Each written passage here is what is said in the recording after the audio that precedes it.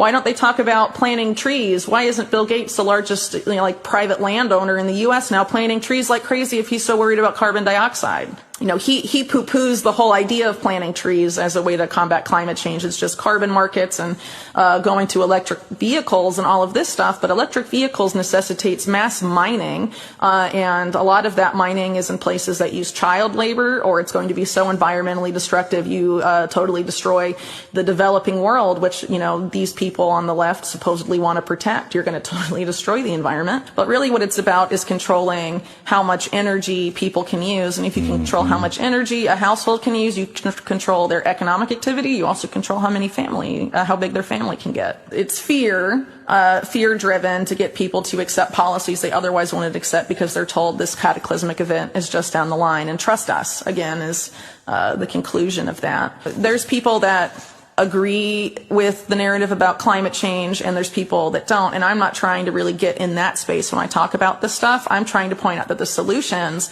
are coming mostly from Wall Street. And then you have people like Larry Fink of BlackRock and Michael Bloomberg and Mark Carney coming together in something like GFAN saying, why don't we give Wall Street direct control of the IMF and the World Bank for climate change? Right. How can anyone on the left that's worried about climate change sign up on that?